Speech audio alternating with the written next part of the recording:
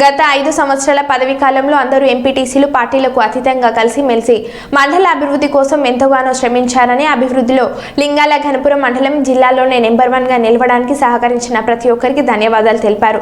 లింగాల Ghanpur MPP చిట్ల జయశ్రీ ఉపేందర్ రెడ్డి నేటితో ఎంపీటీసీల పదవీ కాలం పూర్తి అవుతున్న సందర్భంగా లింగాల ఘనపురం మండల కేంద్రంలోని ఎంపీడీఓ కార్యాలయంలో ఆత్మీయ సమావేశం నిర్వహించి ఎంపీటీసీలను శాల్వాతో సన్మానించారు.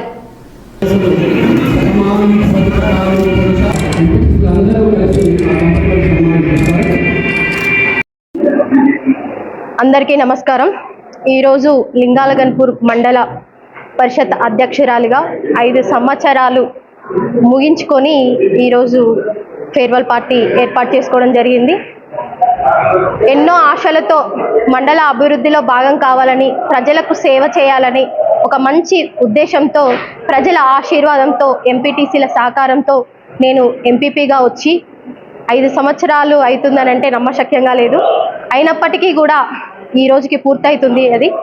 కానీ గత ప్రభుత్వం, మన టీఆర్ఎస్ ప్రభుత్వము 10 సంవత్సరాలుగా అధికారంలో ఉన్నప్పటికీ మండల పరిషత్ వ్యవస్థ అనేదాన్ని నిజంగా అది ఒకటి రూపుమాపే విధంగా ఉంది. ఈరోజు ఎంపీటీసీలకు, ఎంపీపీలకు, జిల్లా పరిషత్లో జెడ్పీటీసీలకు కావచ్చు, నామమాత్రపు బాధ్యతలు, నామమాత్రపు నిధులు కేటాయించడం వల్ల వాళ్ళు అనుకొని ఒక ప్యాషన్తో, ఒక ఉత్సాహంతో, నిజంగా జనగామ జిల్లా ఎంపీపీల ఫోరంగా నేనున్నా. నాతోటి ఎంతోమంది ఎంపీపీలు ఒక యంగ్ 30-40 ఏజ్ లోపు ప్రజలకు సేవ చేయాలని ఒక మంచి ఉద్దేశంతో ప్రజాప్రతినిధులుగా ఎన్నుకోవడం జరిగింది. ఎన్నో ఆశలతో మేము ఈ పదవిలోకి వచ్చినాము. కానీ సంపూర్ణంగా మేము ప్రజలకు న్యాయం చేయలేకపోయాం. మాకు మండల పరిషత్ వ్యవస్థకి 5 సంవత్సరాల నుంచి సరి అయిన నిధులు లేవు. మాకు ఒక ఆకుపచ్చ కలర్ పెన్ ఇచ్చి దానికి సరి అయిన ఒక బాధ్యతను కూడా ఇవ్వలేదు. కాబట్టి ఇప్పుడు అధికార ప్రభుత్వం మారింది. ఇప్పుడు కాంగ్రెస్ ప్రభుత్వం అధికారం ఉంది.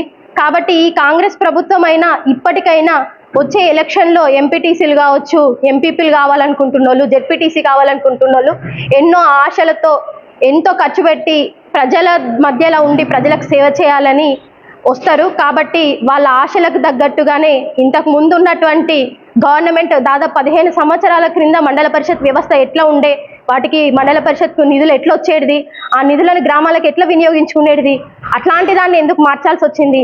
ఇప్పటికైనా ఈ కాంగ్రెస్ ప్రభుత్వం అధికారంలో ఉంది కాబట్టి మా మండల పరిషత్ అందరి తరఫున మేము మనస్ఫూర్తిగా ఒకటే విన్నవించుకుంటున్నాం. వచ్చే ఎలక్షన్లో ఉత్సాహంగా పార్టిసిపేట్ చేయాలన్నా, ప్రజలకు ఉత్సాహంగా సేవ చేయాలన్నా ఎంపీటీసీల వ్యవస్థలో కానీ, మండల పరిషత్ వ్యవస్థలో కానీ మార్పు రావాలని, ఆ మార్పు ఈ ప్రభుత్వము తప్పకుండా ఆశించిన విధంగా చేస్తుందని మనస్ఫూర్తిగా కోరుకుంటూ